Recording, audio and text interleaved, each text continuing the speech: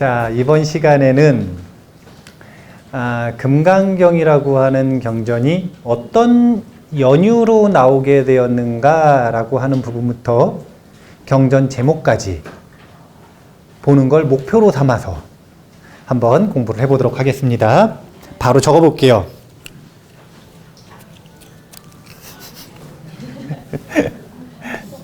자, 금강경은 반야바라밀의 경전이 아니라는 게 아니에요. 맞아요. 그래서 경전 제목에 금강, 반야, 바라밀경 이렇게 적혀 있습니다. 그런데 금강경이 처음 결집될 때, 결집되었다는 게 무슨 뜻이냐면 이제 중국에서 금강경을 처음에 연구할 때, 그리고 우리나라에서도 선사 스님들이 금강경을 엄청 좋아하셨거든요. 그래서 연구할 때, 그때는 인도 교리 발달사가 충분히 연구가 되어 있지 않은 때예요. 인도 사람들은 역사를 기록을 잘하네. 시간을 기록을 해가지고 그때 무슨 일이 있었는지 이런 거 기록을 해야 되는데 이 사람들은 그런 개념이 없어요. 왜 없냐면 시간은 순환적이라고 생각하니까. 시간은 순환적이라고 생각을 하기 때문에 시간을 일일이 기록을 할 이유가 없는 거예요. 그래서 후대에 연구하는데 애를 많이 먹어요. 그런데 요즘에는 비석도 진짜 많이 발견되고 문헌도 많이 발견되고 그래서 비교를 해서 연구를 해서 교리 발달사가 어느 정도 밝혀졌어요. 자, 금강경에 보면은 금강경뿐만이 아니라 여러 대승경전에는 이런 표현이 많이 나오죠. 후 500세. 후 500세 언제일 것 같으세요? 부처님 돌아가시고 500년 뒤라는 뜻이에요. 그러니까 오타각세가 뭐 한 번에 500년씩인데 500년, 500년, 500년, 500년 해가지고 2500년 뒤가 아니라 교리 발달사적인 측면에서 볼 때는 금강경을 비롯한 초기 대승경전은 전부 다 부처님 돌아가시고 500년 뒤부터 발생하기 시작했어요. 그러니까 처음에 이 경전을 결집하던 사람들이 그때 당시에 본인들이 후 500세잖아요. 그래서 처음으로 후 500세라고 쓰니까 그 이후에 그게 정형구가 되어서 후 500세라고 하는 문장이 계속 받아들여졌다. 이렇게 보시면 돼요. 이 이야기를 왜 하냐면 인도 교리 발달사에서 보면 기원 후 약 100년경 이때 특정한 목적을 가지고 교과서로서 만들어진 게 금강경이다. 이렇게 보시면 돼요. 그런데 이 금강경을 결집한 사람들은 본인들을 뭐라고 불렀느냐? 대승이라는 말을 안 썼어요. 금강경 원문에는 대승이라는 표현이 한마디도 없어요. 본인들을 뭐라고 부르냐면 보살승이라고 부릅니다. 대승불교가 처음에는 대승이라는 언어를 안 써요. 뭐라고 하냐면 보살승이라고 합니다. 본인들을.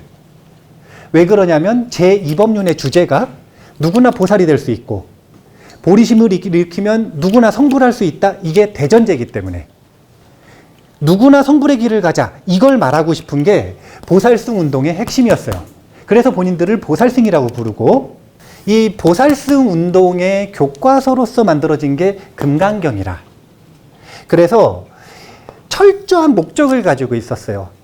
금강경은 이 보살의 길을 어떻게 가는 것인지를 교육하고자 했던 경전이 금강경이어서 보살승이 금강경이라고 하는 경전에다 담고 싶었던 한마디는 보리심이에요.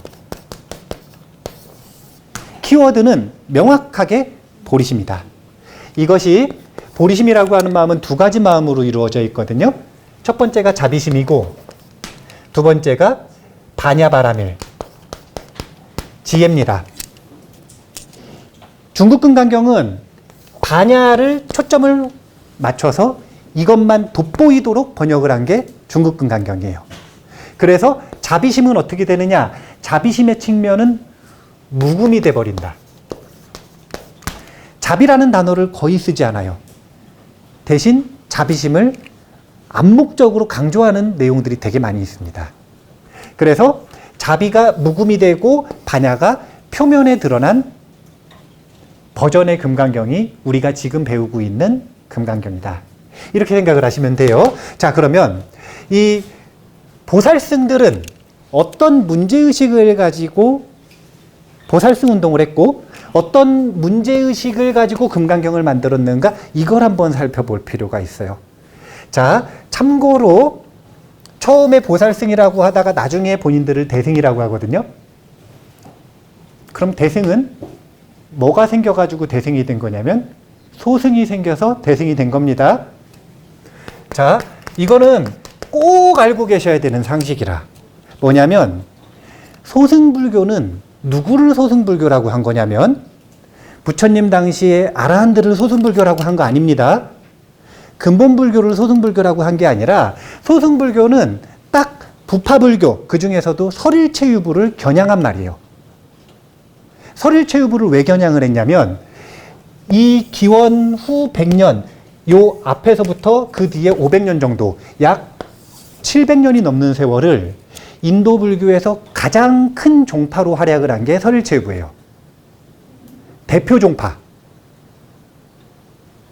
인도에서는 가장 유명한 종파가 어디였느냐? 그러니까 요즘 우리나라로 보면은 대한불교 조계종, 우리나라에서 한국불교에서 가장 크잖아요. 인도에서는 그런 종파가 어디였냐면 대승불교 아니에요. 대승불교, 보살승불교는 신흥포교당이라. 그때 당시에 가장 유력한 불교는 설일체유부예요. 그런데 이 설일체유부를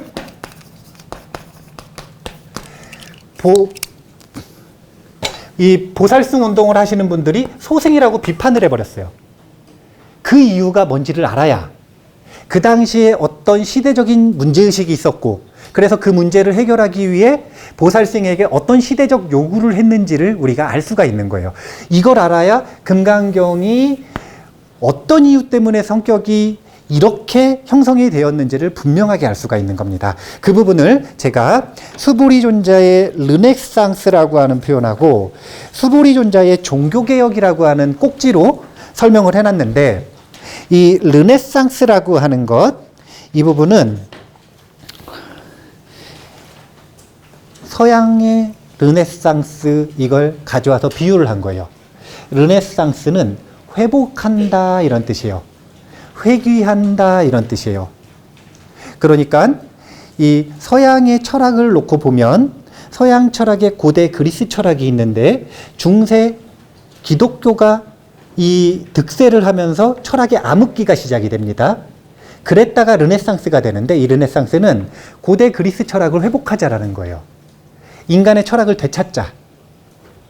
수보리존자의 르네상스라는 건 이 보살승 운동을 하는 사람들이 설일체유부가 가지고 있던 문제점을 회복하기 위해 석가모니 부처님이 살아가던 방식 그대로를 되찾자. 이걸 말하고자 하는 게 보살승 운동의 르네상스예요. 자, 그 부분이 어떤 부분인지를 이 부분을 보면 알 수 있어요. 자, 25페이지에 밑부분에 부파가 분열한 이유부터 여기 있죠. 요 문단 같이 읽어볼게요. 부파가 분열한 이유부터 금강경이 결집되기까지의 시기는 한마디로 논쟁과 법집의 시대입니다. 각각의 부파들은 자신들만의 교리체계를 만들었고 심지어 이를 경전으로 결집했습니다. 이것이 바로 진리에 대한 집착인 법집입니다. 부파가 많았다는 것은 진리에 대한 다양한 의견들이 많았다는 것을 의미합니다. 그리고 이 차이는 다툼을 만들었는데 이것이 바로 수많은 논쟁들입니다. 이게 부처님 돌아가시고 나서 이후에 500년간 벌어지는 일입니다. 부처님 당시에는 부처님이 워낙 카리스마가 있으니까 누구도 다른 이야기를 못했어요.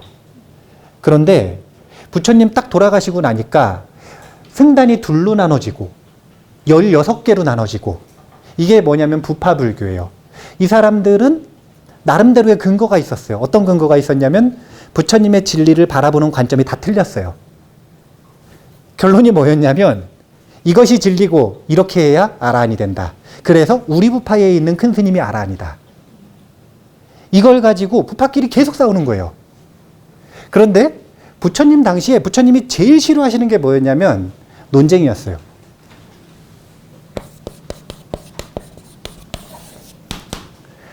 부처님이 승단을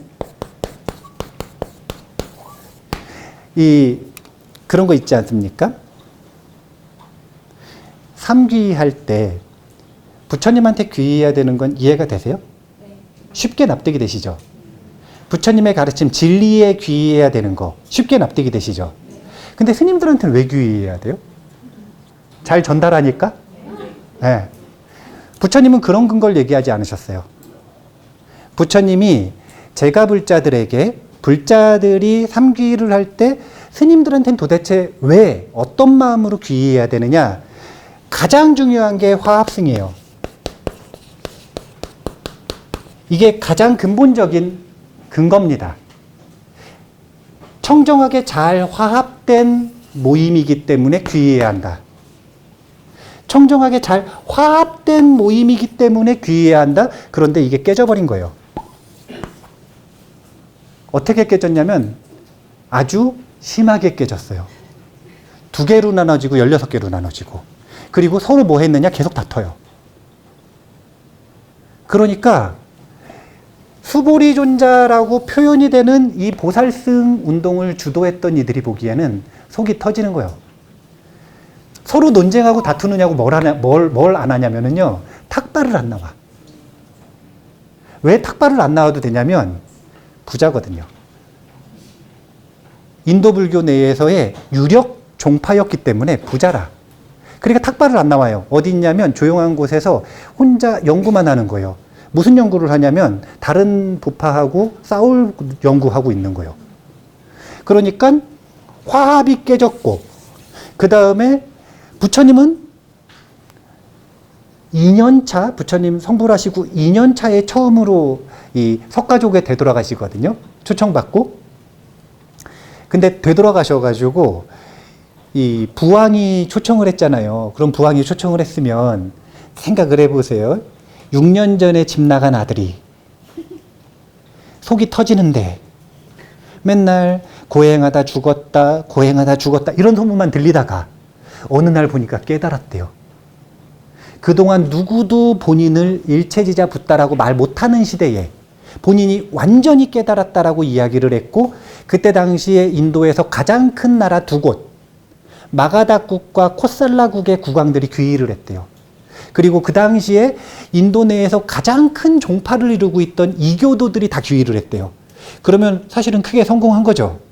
그러니까 이 아버지 부왕으로서 한번 보자고 불렀어요. 그럼 사실 뭐 하고 싶은 거예요? 만났으면 뭐 하고 싶어요? 아니요. 밥 한번 먹자 이거 아닙니까? 아니 그렇잖아요. 밥 한번 먹자. 근데 속이 터져. 왜 터지냐면요. 오셔가지고 탁발을 다니셔. 부처님이. 그러니까 부왕이 크게 분노를 해가지고 부처님 쫓아갑니다. 그래서 뭐라고 하시냐면 우리나라의 이 왕족의 문화에서는 거지같이 그렇게 탁발하는 게 아닙니다. 그래 부처님 뭐라 그러시냐면 우리 붓다의 족보에서는 부처님의 족보에서는 어느 세월이든 항상 탁발해서 먹고 사는 것이 우리의 문화입니다. 그래서 부처님한테 부왕이 졌어요. 그리고 법문 듣고 깨닫거든요. 근데 거기서 보면 탁발이라고 하는 걸 부처님은 정말 중요시 여기셨어요. 심지어 어떤 아라한이 본인은 깨달았어요. 그리고 아라한이 되면서 신통이 생겼어. 무슨 신통이 됐냐면 안 먹어도 돼요. 안 먹어도 돼. 그리고 성격이 이 아라한이 된다고 성격이 근본적으로 고쳐지는 게 아니거든요. 이게 사람이 쉽게 안 변해요. 깨달았을 뿐이지 성향은 그대로 남아있으니까 성격이 사람들 만나는 거 싫은 거예요. 그래서 이 아라한이 탁발을 안 나가고 혼자서 산속 고요한 데서 밥도 안 먹고 죽는 것도 아니에요. 죽지도 않아요. 계속 사는데 안 먹어도 되니까 계속 사는데 탁발을 안 나오는 거예요. 부처님이 가가지고 얼마나 혼을 냈는지. 뭘 안 한다고? 비구의 의무를 안 한다고. 비구는 보시바라미를 행할 의무가 있단 말이에요. 비구는 그러니까 그때 당시하고 비교를 하면 저는 요즘 불자들은 진짜 어려운 것 같아요. 한국 불자들은. 보시바라미를 행하고 공덕을 지을 기회가 없어. 인도에서는 찾아오는 서비스라. 집에 가만히 계시면 스님들이 돌아가면서 마을을 오세요. 와가지고 멋있는 모습 딱 보여주시면서 탁발을 딱 받아가세요. 그리고 원하는 게 있으면 축원해 주시고 질문 있으면 법문해 주시고.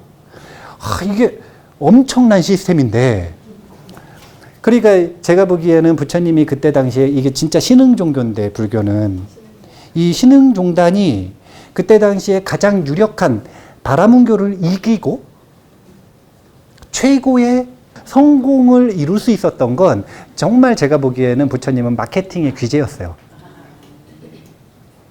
누구를 가장 먼저 상대해야 되는지 분명히 아셨고, 누구부터 했냐면은요, 그 부처님 깨달으신 주변에서 가장 이 큰 종단의 이교도 종교 지도자를 제일 먼저 가서 교화하고요.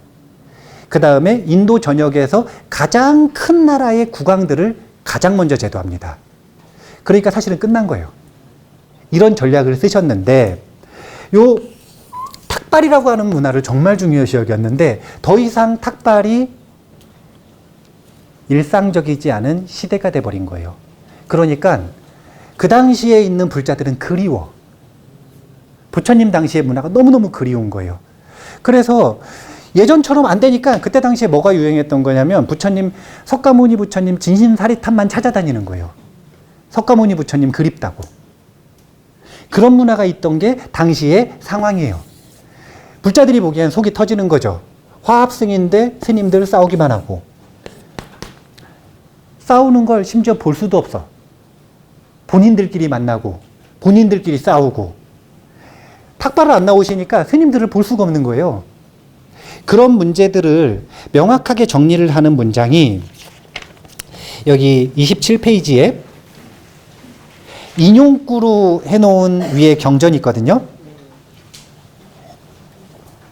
이게 마찌마니까야의 고싱가 살라 짧은 경인데, 요 있는 인용구를 다 같이 한번 읽어볼게요. 아로누따들이여, 그대들은 견딜만한가? 잘 지내는가? 탁발하는데 어려움은 없는가? 아로누따들이여, 그런데 그대들은 사이좋게 화합하고 정중하고 다투지 않고 물과 우유가 잘 섞이듯이 서로를 우정어린 눈으로 보면서 머무는가? 아루누따들이여, 그런데 그대들은 방일하지 않고 열심히 스스로 독려하며 머무는가? 이 경전이 히스토리가 재밌어요. 이제 부처님 돌아가시고 나서는 부파가 둘로 나눠졌잖아요. 부처님 살아계실 때도 부파가, 그러니까 승단이 쪼개질 위기가 있었을까요, 없었을까요? 있었어요. 이게 제일 유명한 사건이 꽃삼비 비구들의 이 불화, 다툼 사건이거든요.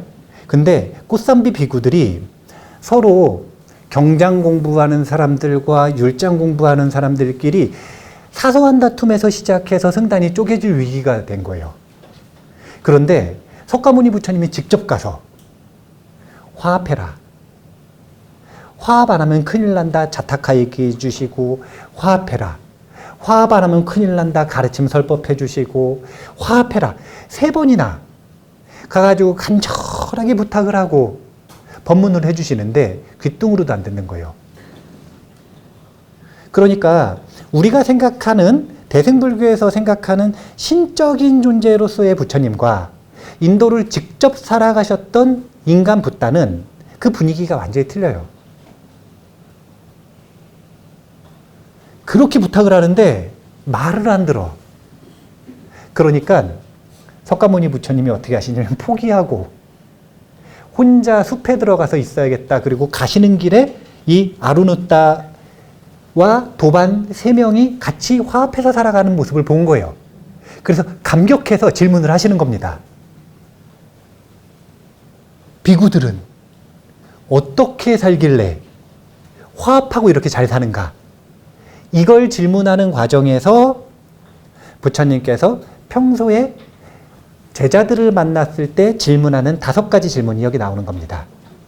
부처님이 처음에 딱 만나자마자 그래서 깨달았는가? 이거 묻는 분 아니에요. 부처님이 맨날 깨달았다, 깨달았냐, 깨달아야 된다, 이거만 얘기하시는 분 아니에요. 뭐부터 물어보시냐면, 첫 번째, 견딜 만한가, 잘 지내는가, 탁발하는데 어려움은 없는가. 이게 무슨 뜻이냐면, 먹고 사는데 문제가 없는가. 이걸 제일 먼저 물어보는 거예요. 이거 왜 물어봐야 돼요? 이거 안 되면 수행을 못 해요. 못 먹고 살면 못 깨닫는 게 문제가 아니라 3일이나 7일이면 뛰면 죽어요. 네. 이거 되게 중요한 문제예요. 그래서 재가자들을 만났을 때 사업이 잘 되는가 이런 걸 또 당연히 물어보시지만 출가자들을 만났을 때도 심지어 여기 아라한들인데 아라한들을 만났을 때도 1번으로 물어보는 건 먹고 살만한가, 즉 탁발은 잘하는가, 이걸 물어보는 겁니다. 이게 잘 된다면 그 다음에 물어보는 게 사이좋게 화합하고 정중하고 다투지 않는가, 즉 인간관계가 어떠한가, 이걸 물어보는 겁니다. 고통을 해결하는 방식을 보셔야 돼요. 1번으로는 뭘 먼저 해결해야 된다는 거예요? 먹고 사는 문제. 먹고 사는 문제가 해결이 되면 그 다음에는 인간관계가 해결이 돼야 된다는 거예요. 세 번째가 뭐냐면 먹고 살만하고 관계가 좋게 잘 개선되어 있다면 그 다음에 게으르지 않고 방일하지 않고 열심히 정진하고 있는가, 공부는 열심히 하는가, 이걸 세 번째로 묻는 거예요. 그러니까 공부 얘기는 언제부터 하는 거냐면 앞에 두 가지 일단 점검하고 하는 겁니다. 이 얘기 무슨 얘기냐? 먹고 살만한가 그랬는데 이거 너무 어렵습니다. 그러면 그 뒤에는 말한다는 거예요? 안 한다는 거예요?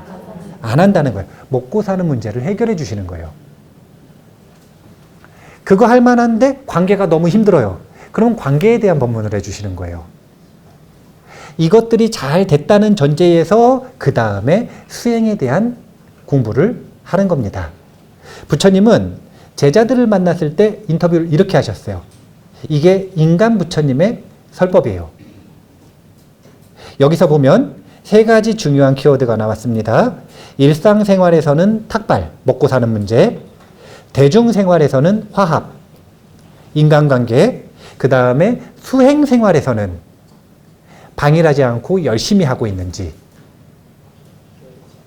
보살승은 이 세 가지 가치를 회복하고자 했어요. 그래서 나온 게 금강경 하면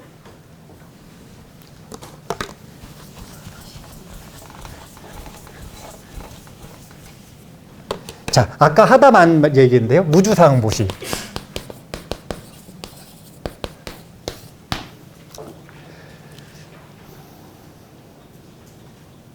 제가 지금 불안하다고 생각해 보세요. 안 불안한데 불안하다고 생각해 보죠. 왜 불안해요? 구하는 바가 있기 때문에. 그러면은 뭘 구한다고 할까? 조금 너무 덥다라고 예를 들어서 제가 느끼고 있다고 생각해 보세요. 그러면 안 더웠으면 좋겠다 이 생각이 있으니까 그 바라는 마음 때문에 마음이 불안해지는 겁니다.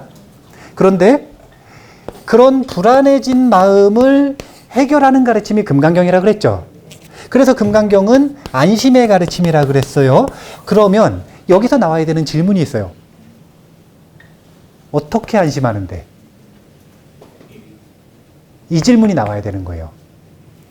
금강경은요, 깨달은 사람들을 점검하는 방법도 정말 단순해요.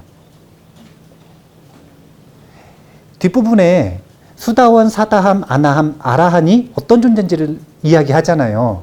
거기 보면은 뭐라고 하냐면은요, 불안한 사람이 안심으로 되돌아오는데 왕복 7번 안에 되돌아오면 이걸 뭐라 그러냐면 수다원이라고 하는 거예요.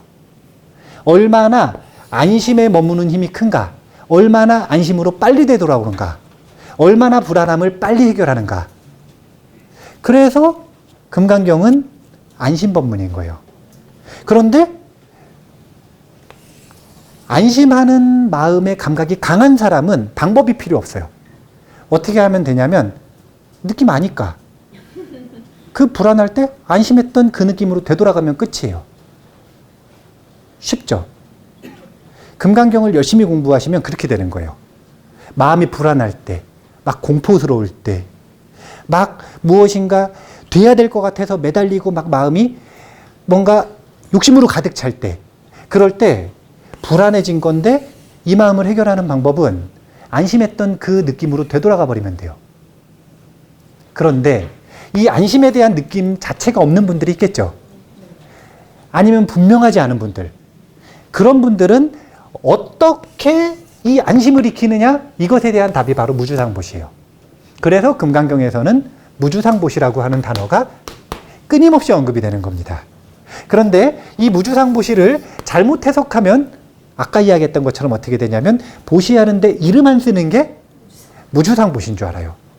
보시를 하는데 바라는 발언이 없는 게 무주상보시인 줄 알아요. 그런데 그거는 부처님을 무시하는 거라.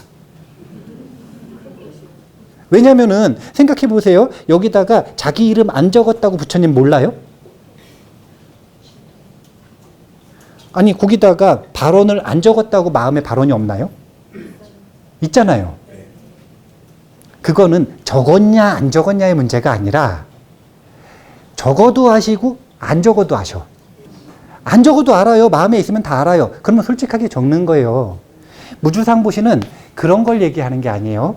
무주상보시는 금강경이 추구하고자 했던, 회복하고자 했던 르네상스의 세 가지 키워드를 표현하고 있습니다. 무주상보시는 분해해보면 무주 플러스 무상 플러스 보시로 이루어져 있어요.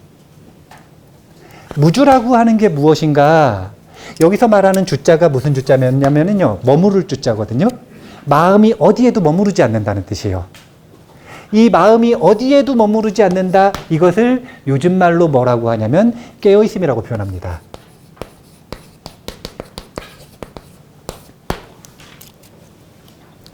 우리가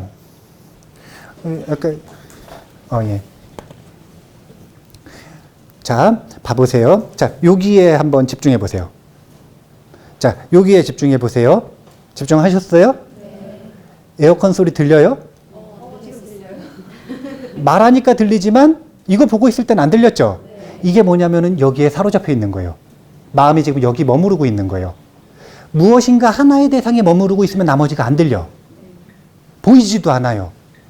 이걸 어떤 상태라 그러냐면 얼빠진 상태라고 표현하는 거예요. 그런데 그렇게 얼빠지지 않고 눈이 반짝반짝한 상태를 깨어있는 마음이라고 하고 그걸 무주라고 합니다. 이해가 되세요? 네. 네. 무상은 뭐냐면 그런 게 있죠.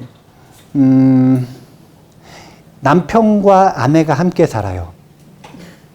그러면 어떤 관점이 있을까? 웬만하면은 남편이 부인 의견을 들어주는 게 맞아요? 아니면은 부인이 남편 의견을 들어주는 게 맞아요? 벌써 지금 마음속에서 이제 막 상들이 튀어오릅니다. 이게 뭐냐면 자기 의견, 자기 개념, 자기 고정관념을 얘기하는 거예요. 그런데 이 무상의 힘은 자기의 고정관념이 환영과 같다, 그것은 절대적인 게 아니다 라고 하는 것을 알 수 있도록 만드는 반야바라밀을 뜻해요. 반야바라밀.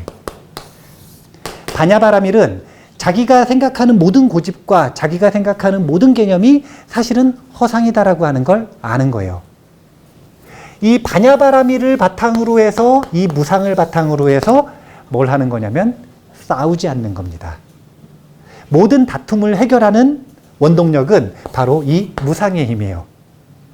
그래서 금강경에서는 무상반야라고 표현을 합니다. 무상반야. 제가 이런 단어를 자주 얘기할 거라 오늘 강조해서 얘기해 드리는 거예요. 무상반야 이렇게 붙여서 얘기합니다. 보시가 뭐냐? 이거는 보시바람을 실천하는 것뿐만이 아니라 이 보시를 뭐라고 표현하는 거냐면 육바라밀이라고 표현하는 거예요.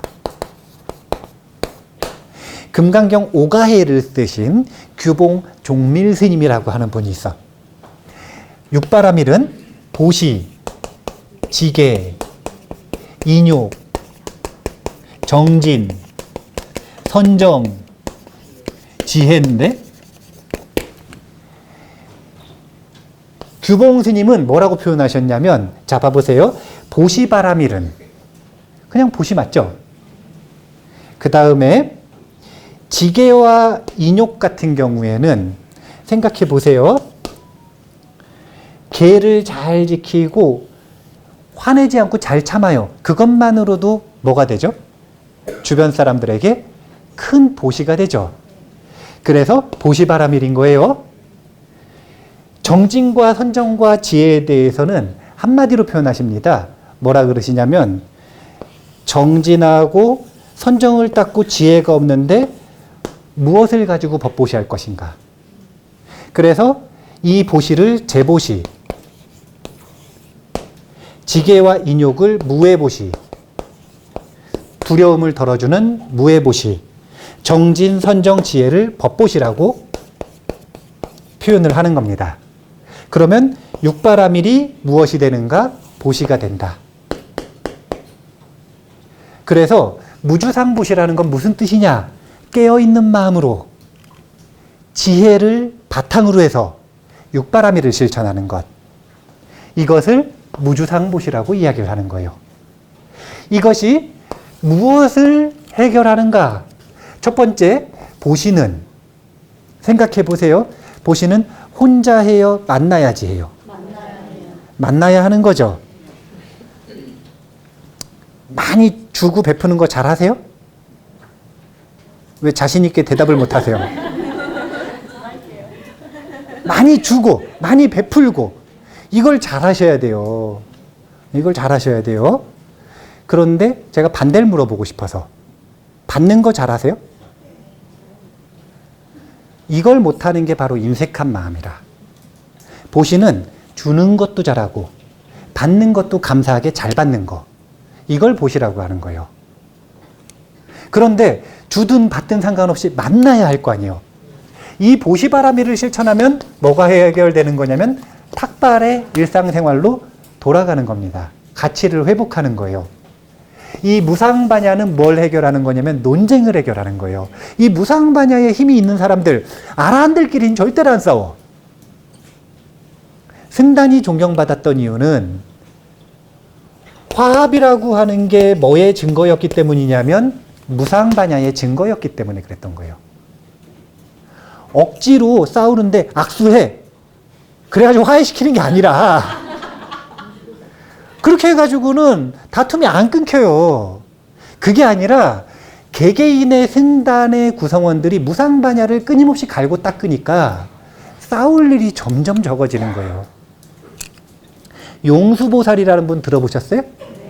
제2의 부처님이라고 불리는 분 아닙니까? 용수보살은 뭐라 그러셨냐면 모든 논쟁은 희론이다 이렇게 얘기하셨어요. 희론, 무슨 뜻이냐면 웃기는 말이다. 그게 정의 추구든 진리 추구든 어떤 이유든 논쟁하는 건 다 웃기는 얘기다. 세상에 이렇게 재밌는 코미디가 없다는 거예요. 용수보살도 설일체유부가 살아가던 그 시대를 살았거든요. 그 논쟁의 시대를. 그러니까 용수보살도 너무 웃긴 거예요, 이게. 화합승인데 제일 먼저 다툼하고 있으니까. 무상반야의 힘으로 다툼을 종식시킨다. 그리고 무주라고 하는 힘을 가지고 방이란 게으름을 깨어있음의 힘으로 이겨내는 거예요. 그래서 금강경에서는 무주라고 하는 가치, 무상이라고 하는 반야의 지혜, 그리고 탁발이라고 하는 보시, 이 세 가지 문화를 회복하고 싶었어요. 보살승들은 무주상보시, 무주상보시, 무주상보시, 이걸 계속 말하고 다닌 거예요. 이거는 보시할 때 발언이 없어야 된다, 이 얘기를 한 게 절대 아닙니다. 그런 이야기가 아니에요.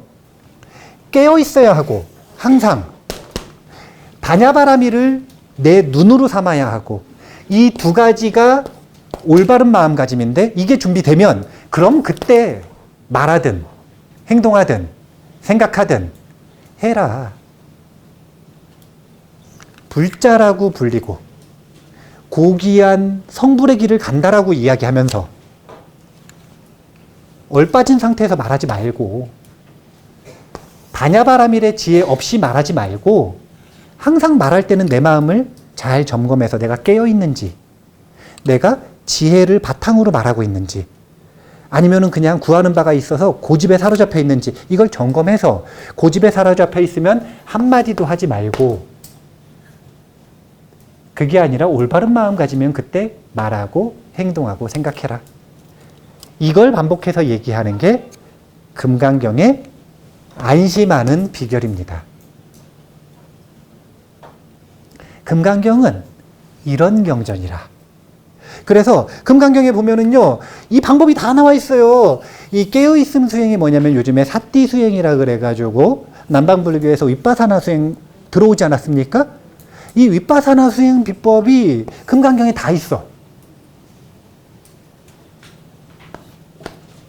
왜 금강경을 읽는데 수행하는 방법을 못 찾는지 모르겠어요. 거기 보면 아주 구체적인 방법들이 있거든요. 사띠 수행에 아주 구체적인 방법들이 있어요. 시작부터 부처님이 얼마나 깨어있음을 중요시 여기는 문장들이 다 나오거든요.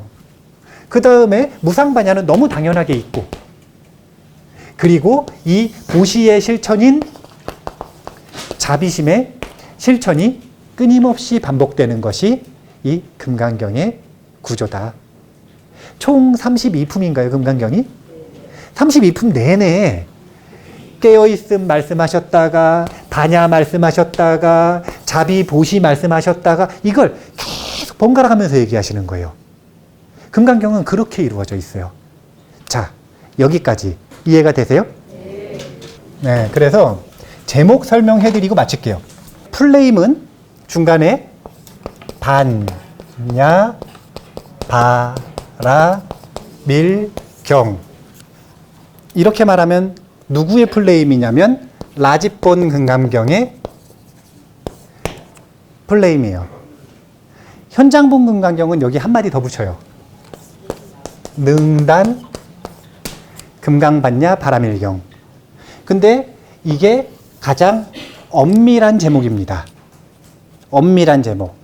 세 가지가 포함이 되어 있다고 보면 돼요. 능단이라는 단어, 금강이라는 단어, 반야바라밀이라는 단어. 근데 그 중에서 우리는 반야바라밀경 이렇게는 안 읽죠. 능단경 이렇게 읽어요. 근데 금강경 이렇게 읽네요. 그럼 뭐가 제일 중요하다는 거예요? 금강경 한마디면 나머지가 다 표현이 된다는 거죠. 그래서 금강경이라고 하는 거라 금강이 뭔지를 먼저 알아야 돼요. 금강이 뭐라고 배우셨어요? 영어 번역할 때는 다이아몬드 수트라라고 번역을 해요. 왜 그러냐면 우리가 공부를 하다 보니까 화학이 발전을 했단 말이에요, 인간들이. 근데 화학이 발전을 하니까 원소에 대한 연구를 하니까 여러 가지 광물들 중에 제일 단단한 광물이 뭔지를 밝혀냈어요. 지금까지 중에서는 다이아몬드인 거예요. 다이아몬드. 그래서 다이아몬드가 비싼 거라. 이 다이아몬드를 뭐라고 그러냐면은 금강석이래요. 근데 이게 재밌는 게 다이아몬드가 금강석인 걸 모를 때, 이때는 중국 사람들은 금강석이 뭐라고 생각을 했냐면 황금이라고 생각을 했어요. 그래서 또 중국 사람들은 황금을 그래 좋아하는 거예요. 근데 이런 해석은 세속적인 해석이고, 이 금강이라고 하는 단어가 원문, 산스크리트 원문에서는 어떤 의미를 품고 있냐면 벼락이라고 하는 의미를 품고 있어요. 벼락. 그래서 이 산스크리트 원문을 가지고 엄밀하게 분석을 해서 이제 재밌는 게 이 스님들이 강의를 하지 않고 또 도울 선생님 강의한 게 있거든요. 근데 도울 선생님은 그냥 아예 벼락경 이래 버립니다. 왜 다이아몬드냐? 벼락경이지. 생각해 보세요. 다이아몬드가 아무리 세봐야 벼락보다 잘 쪼개나요? 벼락 맞아보신 적 있으세요? 저는 없어요. 저는 없는데 우리 도반 스님이 벼락 맞는 옆에 있다가 나무가 맞았는데 옆에 있다가 날아가가지고 다음날까지 기절해 있었대요. 세상이 하얘졌다가 기절한대요. 그냥 아무것도 기억이 안 난대요. 보니까 나무가 쪼개져 있더래요. 번개 맞아가지고. 벼락은요 뭐든지 다 쪼갭니다. 그러니까 종교적인 의미에서, 종교 설화적인 의미에서는 벼락경이라는 의미가 오히려 더 맞을 수 있어요. 이게 왜 그러냐면 벼락은 누구의 무기냐? 제석천왕의 무기예요. 제석천왕은 금강조를 가지고 있거든요. 그 금강조에서 뭐가 나오냐면 벼락이 나와요. 재밌는 사실 하나 알려드릴까요? 제시 형제가 있어. 제우스. 왜 형제냐면은요, 사람들이 불교가 자꾸 동양의 종교라고 생각을 해요. 불교는 동양의 종교가 아니에요. 불교는 아리아인들이 가져왔단 말이에요. 아리아인들의 문화 속에서 나왔어요. 아리아인이 저 그리스 문화, 그 민족들을, 그 종족들을 아리아인이라고 하는 거예요. 그 사람들이 저희 육지를 따라가지고 대륙을 따라서 횡단을 하다가 인도 있는데 다리를 잡았어. 그래서 아리아인의 문화를 만든 거예요.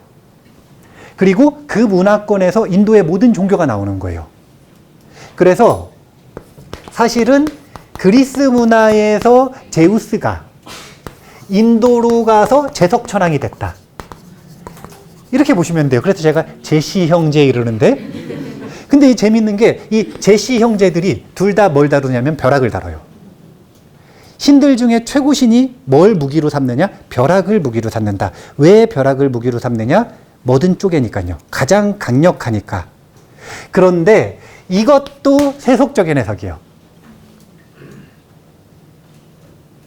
부처님 진리에서는 이제 물어봐야 돼요. 다이아몬드로 무엇을 쪼갤 것인가? 황금이 세다면 황금으로 뭘 쪼갤 것인가? 벼락이 뭐든 쪼갤 수 있으면 이걸 가지고 뭘 쪼갤 것인가? 제석천왕과 제우스는 누굴 쪼갰어요? 말 안 듣는 사람을 부숴버렸죠. 그런데 불교는 그런 게 아니에요. 부처님의 가르침의 최고봉이라고 하는 반야바라밀을 상징하는 게 금강인데, 이거 가지고, 반야바라밀 가지고 남하고 싸워서 이기나요? 누구하고든 싸워서 이길 수 있는 경전? 이거 아니잖아요. 이 반야바라밀, 이 쪼개는, 부수는 힘을 가지고 있는 금강은, 그러니까 벼락이 어디다 치는 거냐? 자기 정수리에 치는 게 바로 금강경의 핵심이에요. 뭘 쪼개는 거냐면 자아를 쪼개는 겁니다.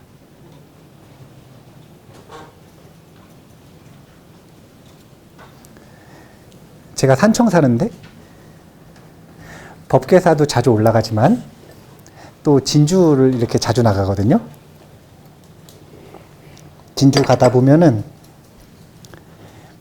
강을 딱 건너가지고 옆에 보면은 절이 하나 있는데 그 입구에 이 해인사 원당함 스님 문중이더라고요. 그래서 그 문중에서 중요시 여기는 문구 한 문장을 써놨어요. 뭐라 그러냐면 공부하다 죽어라 이렇게 써놨거든요. 무서운 절이에요. 입구에다가 공부하다 죽어라 이렇게 써놨어요. 그런데 불자들은 이 말을 분명하게 이해해야 돼요. 왜냐하면 기도하고 아니면 삶의 질이 더 높아지고 이런 정도의 수행을 할 때는 문제가 안 되는데, 정말로 해탈하고 싶고 성불하고 싶으면 죽기 위해서 수행하는 거예요. 해탈은 언제 하는 거냐면 자아가 죽어야 해탈을 하는 겁니다. 공부하다 죽어라, 이거는 죽을 만큼 열심히 해라 이런 의미가 아니라 정말 죽어야 완성되는 게 공부인 거예요. 이게 죽어가지고 다음 세상으로 갔다 이런 얘기가 아니라 자아가 죽어야 그걸 뭐라고 하는 거냐면 성인이라고 하고 아란이라고 하는 거예요. 죽기 위해서 공부를 하는 게 불교 수행이라. 자기 머리에다가 반야바라밀이라고 하는 금강성을 내리치고 벼락을 내리쳐서 자기가 가지고 있는 모든 상을 다 깨버릴 때, 그래서 뭐가 나오는 거냐면 능단, 모든 것을 다 끊어버린다. 그러면 금강경은 무슨 경전이라고요? 안심법문이라 그랬죠. 그럼 안심은 도대체 어떻게 하는 거예요? 안심은 뭐냐면 반야바라밀의 이 금강의 힘을 가지고 본인의 상을 깰 때, 그래서 철저하게 자기부정. 그래서 금강경의 구마라집본에 즉비라고 하는 말이 그래 나오는 거예요. 이것도 아니고 저것도 아니고 이것도 아니고 다 아니래.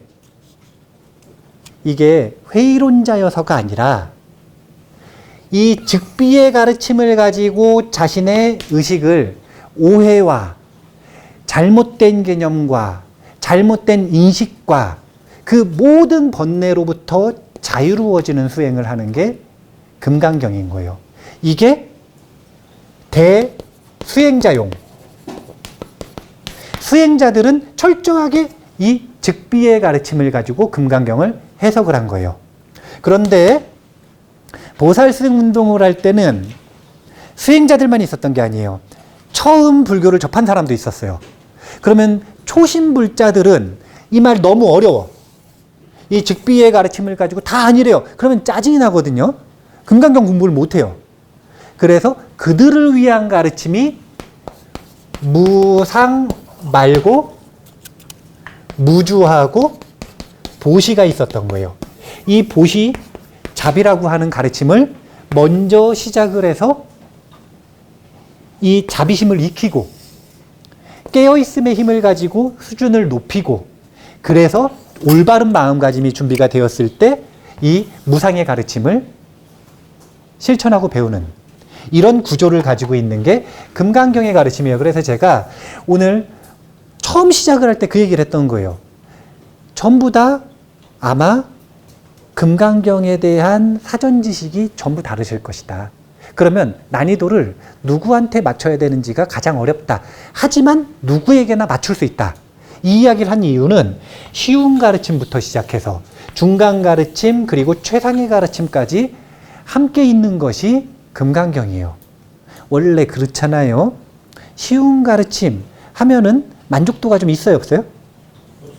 있죠. 근데 그러면서도 동시에 어려운 얘기를 좀 섞으면 만족도가 더 높아져요, 안 높아져요? 높아지는 거예요. 원래 강의는, 좋은 법문은요, 한 60% 정도는 알아듣겠는데 40% 정도는 모르겠는 거. 이걸 약간 섞어줘야, 약간 모르겠어야 이제 공부를 더 해야 되는구나. 그래서 이 공부의 동기도 생기고, 그러면서 동시에 이해가 돼야 내가 공부를 잘하는 것 같고, 여기에 100% 하면 제가 보기에는 12강 중에 한 반 정도도 안 돼가지고 안 오시는 분들이 많을 거예요. 그런데 또 이것만 100% 하면 또 마찬가지로 한 반 정도 되면 이제 거의 안 오신단 말이에요. 그래서 제가 난이도 조절을 잘 해야 돼요. 어려운 얘기를 했다가 쉬운 얘기를 했다가 중간 얘기를 했다가 진리를 얘기했다가 일상을 얘기했다가. 근데 금강경이 그런 경전이에요, 원래. 원래가 그런 경전이에요. 그래서 능단, 금강, 반야바라밀 경이라고 얘기를 했지만, 반야바라밀이 무엇이 되는가? 본체가 된다. 이것을 비유로 모습을 보여준 게 금강이 된다. 그래서 이거는 상이 된다. 그리고 이 금강의 쓰임, 용은 능단이 된다. 그래서 능단은 금강이고 금강은 반야바라밀이다. 그래서 이 세 가지를 사실은 이것만 얘기해도 되고 이것만 얘기해도 되고 이것만 얘기해도 되는데 그 중에서 금강을 뽑아서 줄여서 금강경 이렇게 얘기했다. 이렇게 보시면 되는데 원래는 이것도 다가 아니요. 이것도 일반적인 관점이에요. 감산 스님의 제가 제일 좋아하는 이 금강경 해석이 있거든요. 근데 그 얘기는 다음 시간에 할게요.